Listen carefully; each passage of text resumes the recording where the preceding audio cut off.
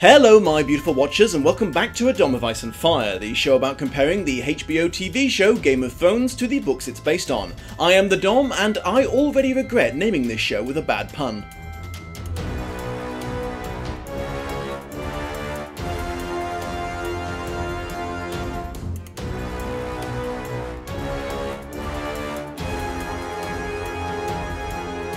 If you've been keeping up with the series so far, you're probably sick of hearing this, but for any newbies in the audience, spoiler warning for all books and seasons of the show that are currently available. While I will be focusing on episode 6 of season 1 in this video, some things that happen there are relevant to much later plot points and vice versa, so I cannot guarantee safety for those of you who are not up to date with everything. Okay, let's jump right back into this. First up, new recurring characters. They were only around for a few minutes in the last episode, so I delayed talking about Robin and Lysa Arryn. They are both okay. Robin, who as I mentioned is called Robert in the book, has been aged up just like all the other younger characters in the show. They paid homage to him being very sickly by making him look quite pale, but he's less unhealthily skinny looking than described in the book, and they didn't include the constant shaking and occasional seizures he suffered from. Lysa is pretty good physically, as they managed to recreate the worn down and haggard look that she'd taken on in the book, and the actress playing her really nailed the mad gleam in her eye.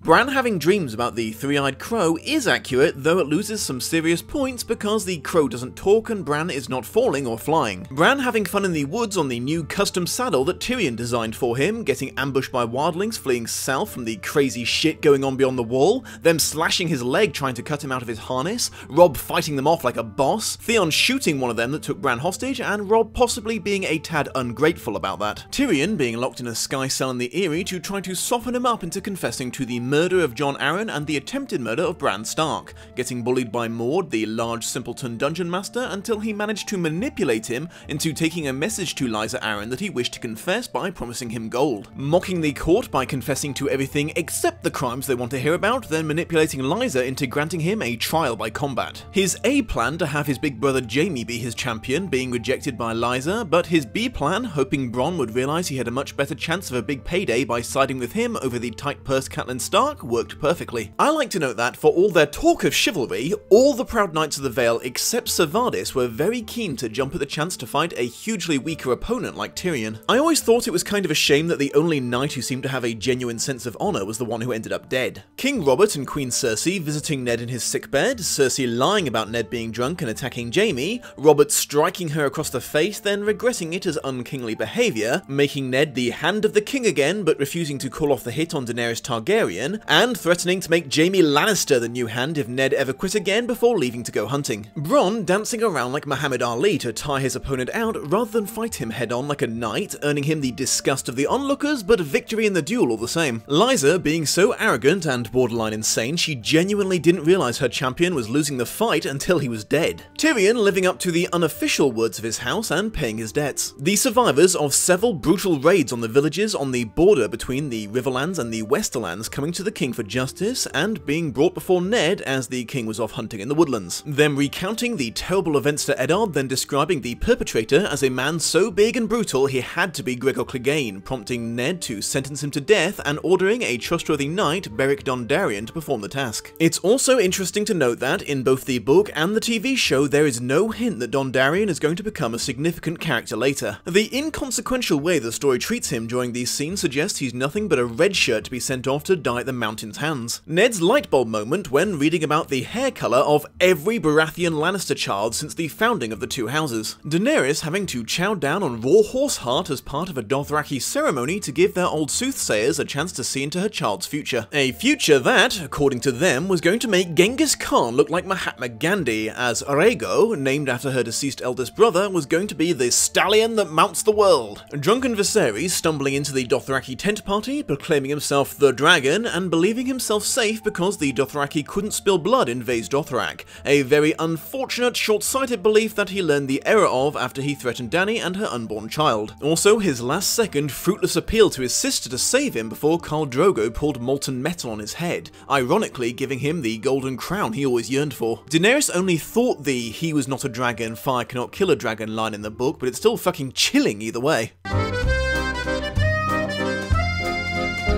This episode in particular plays a little fast and loose with the order in which events are presented when compared to the books, as a lot of things happened in a non-linear fashion there, with characters remembering the lead up to an event after or during it taking place. An example of this is you don't find out that Ned has discovered that the royal children are incest bastards until he confronts Cersei about it. The big dramatic reveal was originally when Eddard says the line, "Your brother or your lover?"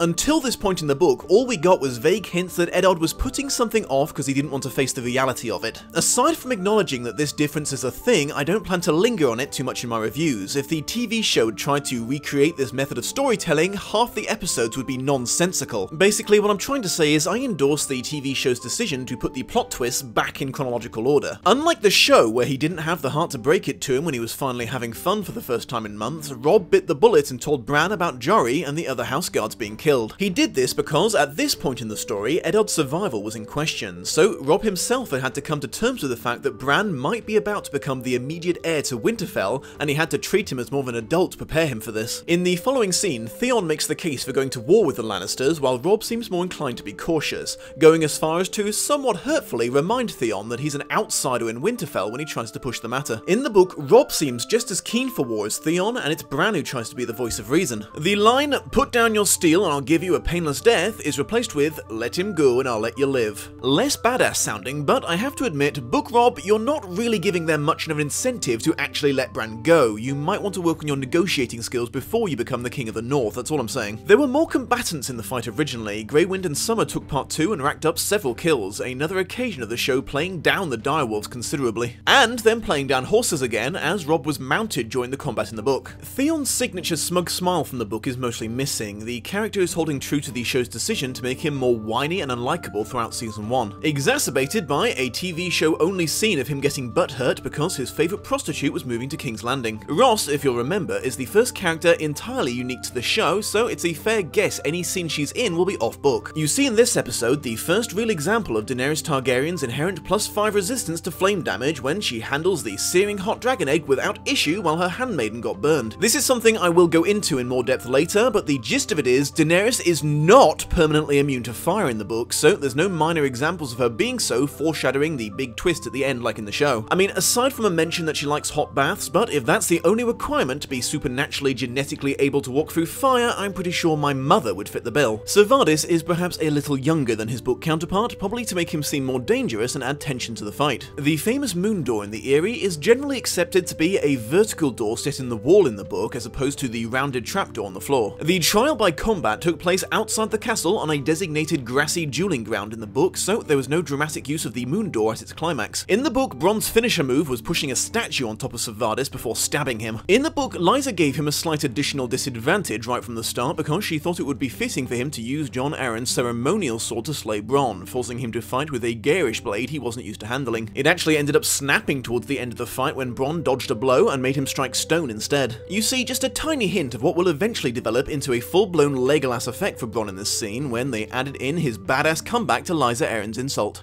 You don't fight with honor. He did. Like a boss. Oh yes, I keep the bank rolling. Though in the TV show's defense, there are some mitigating circumstances in regards to the overuse of Bronn in later seasons. Joffrey, Sandor Clegane, and several Tyrells originally went hunting with King Robert, though they were sent back halfway through when he decided to go deeper into the woods to find a massive wild boar he'd heard rumours about. In the book, Littlefinger was just one of several people who talked to Eddard about how the mysterious assailant of the Riverlands was probably Gregor Clegane, and that Tywin Lannister was trying to goad the Tullys into making the first official strike in the upcoming war. By making it so it's just Lord Baelish literally whispering in Stark's ear, they drop a lot of the subtlety in regards to what a manipulative dickhead Littlefinger was being at that point in the story. Oh, they left fish behind, did they? It's almost like they're making a personal attack on your wife, Lord Stark, but that would only bother a super honourable man, so you're okay, right? A really big man, that sounds like Gregor Clegane, who all the smart people know works for Tywin Lannister, the coolest lord with the best kingdom in all the 7 kingdoms. And you know, I was actually just talking with Tywin the other day, and he said your mother was a hamster and your father smelt of elderberries. I sentence Clegane to death. Gosh, what an unexpected result of this conversation. A scene from the book of Arya and Sansa having a quarrel over breakfast is replaced by Sansa being a bit of a snarky bitch to her scepter, followed by Joffrey arriving to make up with her, which, as I mentioned, originally happened at the Tawny Feast in the book. Arya's dance lesson with Syrio in this episode is show only, as is his famous question, what do we say to the god of death? Not today. You know, I think I'm actually going to start a scoreboard for this at the end of each episode. There's also an entirely new scene showing the king's hunting party in the woods that involved Renly finally losing his temper at his older brother, and, more importantly, Cecil Lannister offering Robert wine all the time, which is enough relevant foreshadowing to justify the scene. Eddard did not demand that Tywin Lannister come to King's Landing to answer for his bannerman's crime at the same time that he sentenced the Mountain to death. He had vague plans to do it later once he had Robert fully on his side, like he was convinced he would be once he had a chance to explain everything to him. Say what you like about Eddard Stark, underneath his grim exterior there was a beautiful, optimistic dreamer side to him. A reminder that all of the events in Essos are told exclusively from Dany's perspective, as she's the only POV character there in a Game of Thrones. Mormont did stop Viserys from taking Daenerys' dragon eggs, but it happened off-screen, if you will. Mormont told Daenerys about it happening himself in a kind of bragging way, in my opinion, another sign of the differences between the two versions of him. Viserys getting salty because he didn't have the kind of love that Dany was getting isn't out of the question for the whiny bastard, but there's no way of knowing if it happened in the book, as Daenerys was a little preoccupied at the time. Aquaman originally called Viserys the sore-foot king instead of saying you are no king, because not being a rider was the ultimate insult for the Dothraki. Daenerys offered to give her brother the dragon egg several times to try to get him to stop writing his own Dothraki death warrant, but to no avail. She also had to do all the translating for Drogo herself because her handmaiden was terrified that the Khal would have her killed too for even repeating the threats towards his wife and unborn child. The single most interesting thing left out of this episode is Eddard's injury prompting him to have a fevered flashback dream about the mission he led to Dorne at the end of King Robert's rebellion and the subsequent fight with the last of the Targaryen loyalist Kingsguard outside the Tower of Joy where his sister was being held. This, as you probably know, was moved to Season 6 and was experienced by Bran through his stupid I can see everything even if it's not in front of a weirwood tree face plot convenience power. No, hang on, no, I'm sorry, I shouldn't get started on that too soon.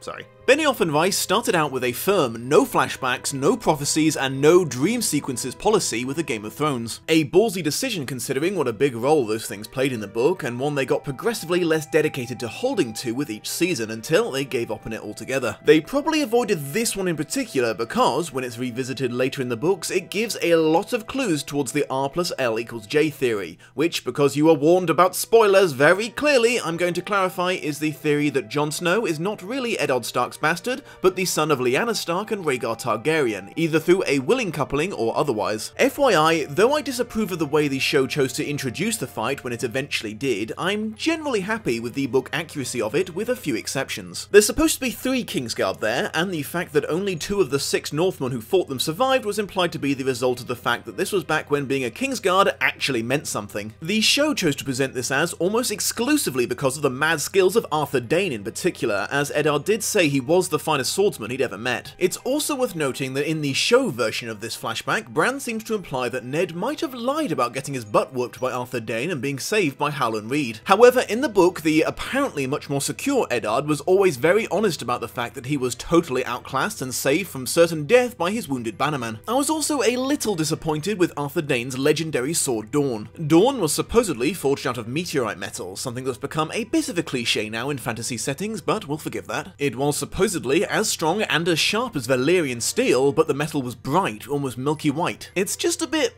boring looking in the show, you know? I mean, it's not the end of the world, but I kind of have a thing for swords, so it irked me. However, the rest of it was pretty good, and they nailed most of the dialogue, including the now it begins, no, now it ends lines. When Bran is riding out of Winterfell into the woods, he passes through an area called Wintertown. Apparently, a large section of the city is kept empty during the summer years, so the surrounding farmers will have a place to withdraw to and wait out the winter when it gets too cold to work the fields. I saw Wintertown as a sign of just how unusually much the Starks have always cared for the common folk of the north. Not typical for a powerful aristocratic family in an established feudal system, and it adds to the list of reasons why they're so fanatically loved there. Because Robb didn't tell him about his death on screen in this version of events, they left out Bran mourning for Jory, who all the Stark kids had been very fond of. In the book, there were 2 Night's Watch deserters with the wildlings that attacked Bran, an early indication that the 2 groups really aren't that different beyond the politics of their masters. Robb was ordered to kill his own wolves in the book to save Bran, so the situation Theon saved him from was even more dire, making his anger towards towards him even less deserved. When King Robert tried to call Eddard Stark out for being in a brothel, Ned was having none of it and told him exactly why he'd been there, to see Robert's bastard daughter. Robert had the good graces to act embarrassed about this, though Cersei managed to keep her poker face. As Season 1 decided to leave out the Blackfish and his time in the Vale, you don't see him arguing with Lysa because he wanted her to send him with Arryn troops to help defend the Riverlands from the Lannisters, but she refused to do anything that would weaken the Eyries' defences, resulting in him quitting his position as a Knight of the Gate. Catelyn offered to provide Stark troops instead if he agreed to come with them to Winterfell, rather than getting himself killed travelling alone on the King's Road. Speaking of the King's Road, it's mentioned in the book that Lysa ejecting Tyrion and Bronn in that direction rather than letting them take a ship home was basically another type of death sentence because, as we learned from Catelyn's disastrous journey there, the mountain clans were running wild and killing everyone who failed to travel in large enough numbers due to her refusal to allow her troops to police the area. The resident maester of the Eyrie slightly drunkenly let slip that before he died, Jon Arryn was making plans to separate his weakling son from his overbearing mother and foster him at Dragonstone, a factor in several underhanded goings-on and more hints that Jon and Stannis had been up to something together. In another discarded flashback, while watching Bronn and Ser Vardis fight, Catelyn remembered the time in her childhood when Littlefinger had professed his undying love for her and challenged her politically arranged betrothed, Brandon Stark, to a duel for her honour. He of course got 7 kinds of piss beaten out of him by Ned's older brother, who only spared his life as a personal favour to Catelyn. Jon Snow doesn't appear in this episode, but he did have a chapter in this part of the book, which is interesting because almost all chapters of A Game of Thrones are paid homage to in some way,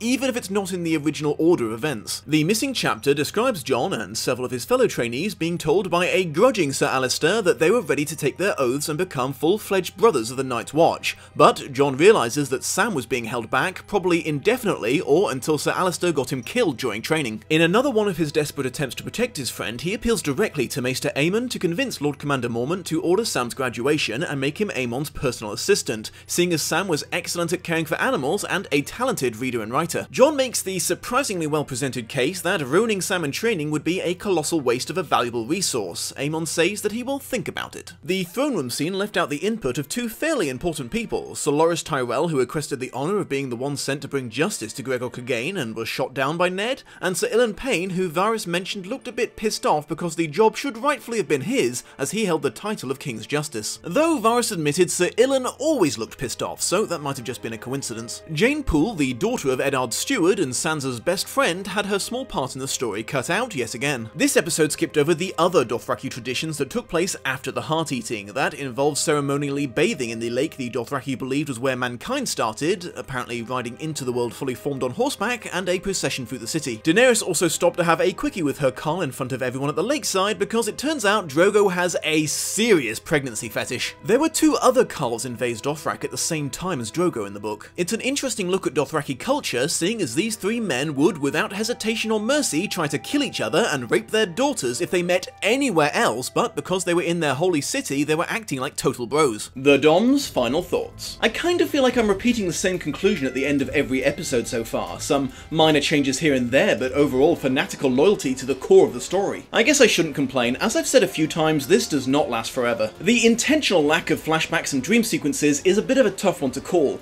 On one hand, these things did play a very big, one could even say essential part in the books, but on the other hand, an over-reliance on things like flashbacks and dreams is almost a staple of lazy TV show writing because, unlike with a book, it's much harder to work them into the plot naturally, and it usually comes off as an unimaginative plot dump. There really is a fascinatingly huge difference between the way you can present a dream in a book and the way you can present it on screen. Dreams, as we all know, are like 90% feelings and vague disjointed images and scenarios, and you can't be vague when it's not in written form because the audience can plainly see everything that's happening in front of them. Also, a total change in cast and environment stands out much more when you actually have to show it. Sorry, I'm going to stop myself there because I could talk about what a nightmare memories, dreams and visions are for adaptations for hours, and this is supposed to be a quick conclusion. The summary version is they're one of those fundamentally unadaptable qualities of books, and they're a stark reminder of the differences between the 2 mediums of storytelling. The abundance of them in A Song of Ice and Fire put Benioff and Rice in a bit of a no-win situation, hence, I assume, why they began with such strong intentions but eventually cracked and started including exactly what they said they were avoiding. My final thoughts on this subject are, while this does represent a large shift away from the kind of story that was being told in the books,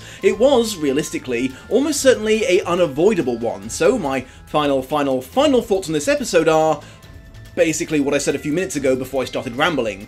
It's pretty good adaptation-wise.